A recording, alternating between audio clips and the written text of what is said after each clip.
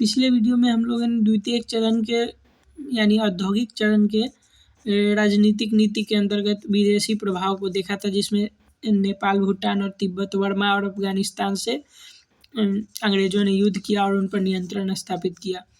जबकि उसके बाद है भारतीय क्षेत्र में क्या हुआ, तो उसमें आंग्ल मराठा युद्ध, आंग्ल सिख युद्ध, हड़प नीति और अवध नीति, ये कुछ भारतीय राजनीतिक नीति थी जिसके द्वारा मतलब देश अन्य राज्यों को अपने राज्य में विलय कर लिया गया या मिला लिया गया। और तो इसमें हम लोगों ने ये आंग्ल मराठा युद्ध और आंग्ल सिख युद्ध को देख चुका है पिछले मतलब वीडियोज़ में। तो इसमें पढ़ेंगे हड़प नीति और अवध नीति के बारे में। उसके बाद कुछ आर्टिकल हैं, जैसे 1813 का एक्ट, 1833 का एक्ट, 1853 का एक्ट, 1858 का एक्ट, उसके बारे में पढ़ेंगे। उसके बाद भू राजस्व नीतियाँ जो थी, 2 नीतियाँ लागू की गई, रैयतवाड़ी और महालवाड़ी, उसके बारे में पढ़ेंगे।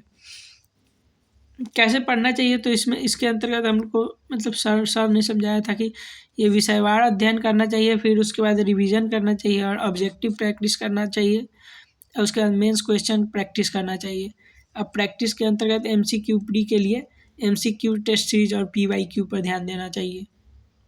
तो चलिए पढ़ते हैं। स्थानीय मतलब भारतीय क्षेत्र या स्थानीय क्षेत्रों पर नियंत्रण स्थापित करने के लिए अंग्रेज़ों ने 2 नीतियाँ स्थापित की, जैसे हड़प नीति और अवध नीति, जो कि द्वितीय चरण अर्थात औद्योगिक चरण में अपनाई गई। इसको पढ़ते हैं एक एक करके। पहला आता है हड़प नीति। हड़प नीति के या व्यक्तिगत सिद्धांत इसको कहते हैं, जो 1848 से 1856 के बीच लगाया गया। ये क्या है और क्यों है और विशेषताएं और प्रभाव, इसके बारे में जानेंगे। पहले क्या है, तो गवर्नर जनरल डलहौजी द्वारा भारत में साम्राज्यवाद की नीति के तहत भौगोलिक विस्तार को प्रश्रय दिया गया। स्थानीय राज्यों पर प्रत्यक्ष नियंत्रण के लिए लागू की गई नीति को हड़प नीति कहते हैं, अर्थात इसके द्वारा स्थानीय क्षेत्रों पर प्रत्यक्ष नियंत्रण स्थापित किया उन्होंने। इसको क्यों लागू किया गया, तो ब्रिटिश उद्योगों के लिए कच्चे माल की प्राप्ति करना चाहते थे, ब्रिटिश उत्पादों के लिए प्रत्यक्ष बाजार प्राप्त करना चाहते थे, अधिकाधिक भौगोलिक राज्यों पर प्रत्यक्ष नियंत्रण स्थापित करना चाहते थे। तो इन उद्देश्यों से उन्होंने हड़प नीति को लागू किया। भारत में 2 प्रकार के राज्य थे, एक ब्रिटिश प्रांत था और एक देसी रियासत।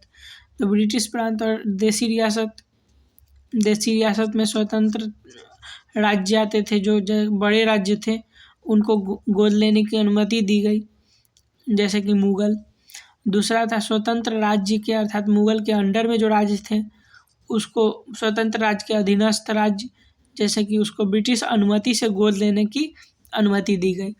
और जो सबसे छोटे राज्य थे, जो ब्रिटिश के अधीन राज्य थे, उन राज्यों में गोद लेने की प्रथा को या गोद लेने की अनुमति नहीं दी गई, उत्तराधिकार नहीं माना जाता था उनको, इसलिए इसको हड़प नीति कहते थे, जो ब्रिटिश प्रांतों में लगाए गए थे। विशेषताएं क्या है, डलहौजी द्वारा भारतीय राज्यों के 3 वर्गों में विभाजित किया गया। तीनों वर्गों में ब्रिटिश नियंत्रण वाले राज्यों को गोद लेने की अनुमति नहीं दी गई। इस नीति के अंतर्गत निम्न राज्यों को क्रमशः ब्रिटिश शासन के अंतर्गत मिला लिया गया, जैसे कि सतारा को 1848 में, संबलपुर को 1849 में, बमहाट को 1840 में, उदयपुर को 1852 में, झांसी को 1853 में, नागपुर को 1854 में, अवध को 1856 में। हड़प नीति के क्या प्रभाव रहे, तो हड़प नीति के प्रभाव ब्रिटेन पर क्या रहे, तो भारतीय राज्यों का प्रत्यक्ष नियंत्रण के लिए ब्रिटेन में औद्योगिक क्रांति को बढ़ावा मिला प्रत्यक्ष नियंत्रण से, और कच्चे माल के रूप में और के बाजार के रूप में उपलब्धता बढ़ी। ब्रिटेन में धन का निष्कासन को बढ़ावा मिला। राज्यों का नियंत्रण स्थापित करने में भारत में रेल, डाक, टेलीग्राफ आदि के विकास को बढ़ावा मिला। और भारत में क्या हुआ, तो भारत में भारतीय राज्यों की संप्रभुता समाप्त हो गई। भारत में धन का निष्कासन को बढ़ावा मिला। राज्यों को जबरन हड़पने की नीति से विद्रोह का वातावरण तैयार हुआ, जिसके परिणाम स्वरूप 1857 की क्रांति को जन्म हुआ। इसके अंतर्गत अवध का विलय आता है। तो दूसरा नीति अवध का विलय या अधिग्रहण। अवध एक समृद्ध प्रांत था जो ब्रिटिश भारत के बाजारों पर प्रत्यक्ष नियंत्रण स्थापित करना चाहते थे। परिणामतः डलहौजी ने अवध पर कुशासन का आरोप लगाकर उसे ब्रिटिश राज में मिला लिया। 1801 में अवध को सहायक संधि की गई थी। ब्रिटिश रेसिडेंट आउटरम ने अवध के कुशासन का आरोप लगाया, जिसके कारण डलहौजी ने अवध को अपने राज्य में मिला लिया। ये पीटी फैक्ट है। वाजिद अली शाह 1856 में अवध के नवाब बने थे, जिसे कलकत्ता को निर्वासित कर दिया गया। कलकत्ता। बेगम हजरत महल वाजिद अली की पत्नी थी, जो कि और बेटा था विरजिस कादिर, जो कि 1857 की क्रांति में एक सफल विद्रोह करने वाले के रूप में उभरता है। तो हम लोगों ने अवध की नीति और हड़प नीति देख लिया। इसके बाद आता है प्रशासनिक नीति के अंतर्गत भू राजस्व नीतियाँ। इसको देख लेते हैं, उसके बाद एक्ट को देखेंगे। प्रशासनिक नीति के अंतर्गत भू राजस्व नीति 1813 से 1858 के अंतर्गत रैयतवाड़ी व्यवस्था लागू किया गया पहला, जिसके अंतर्गत इसका प्रयोग मद्रास में किया गया 1792 में कर्नल रीड के द्वारा। 1820 में थॉमस मुनरो द्वारा इसे मद्रास के क्षेत्रों में व्यवस्थित रूप से लागू कर दिया गया। इसका कारण क्या था? तो ब्रिटिश सीधे किसानों से लगान प्राप्त करना चाहते थे। वे बिचौलियों का हिस्सा नहीं देना चाहते थे उनको। जैसे कि अस्थाई बंदोबस्त में था कि पहले किसान होता था, वो जमींदारों के पास कर को जमा करता था और जमींदार किसान से कर लेते थे और उसको अंग्रेजों के पास जमा करते थे। जमींदार ही खेत के मालिक होते थे। जबकि इसमें क्या किया गया कि ब्रिटिश सीधे किसानों से लगान वसूलने लगे। उसमें जमींदार का कोई हस्तक्षेप नहीं रहता था। दक्षिण भारत में जमींदारी व्यवस्था का अभाव था, इसलिए ये व्यवस्था लागू की गई थी। इसका प्रावधान क्या है? तो इसके अंतर्गत भूमि का स्वामी रैयतों को माना जाता था, अर्थात किसानों को माना जाता था जिसका वो भूमि है। लेकिन लगान नहीं देने की स्थिति में उनसे ये अधिकार छीन लिए जाते थे या समाप्त कर दिए जाते थे। इसमें लगान की वसूली ब्रिटिश द्वारा सीधे किसानों से किया जाता था। इसमें लगान की दर निश्चित नहीं थी, इसे समय समय पर परिवर्तित कर दिया जाता था। नदी, जंगल, चारागाह आदि पर ब्रिटिश का सीधा नियंत्रण होता था।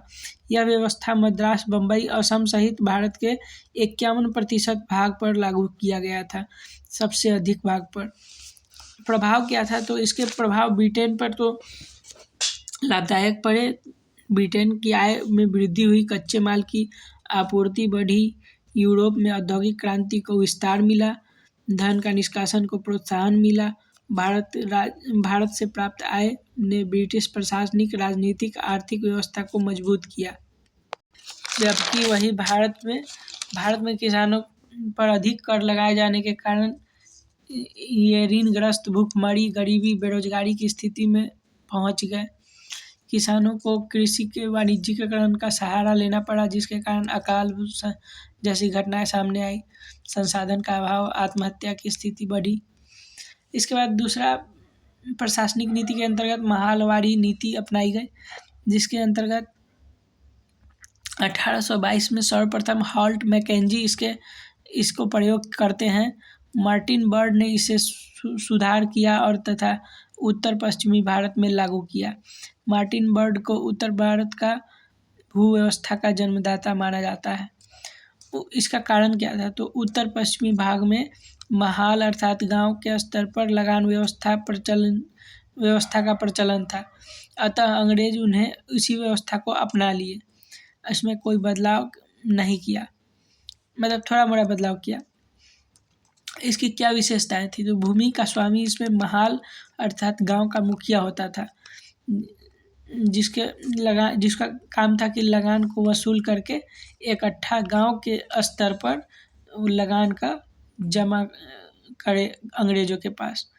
संयुक्त रूप से लगान ब्रिटिश को चुकाया जाता था। इसमें गांव के स्तर पर, मतलब गांव से इकट्ठा किया, गांव को डिसाइड है अंग्रेजों द्वारा कि कितना लगान देना है और वो कैसे भी दे। गांव में ज़्यादा उपज हो या कम उपज हो, उसका जो मुखिया होगा उसको उतना लगान देना ही है।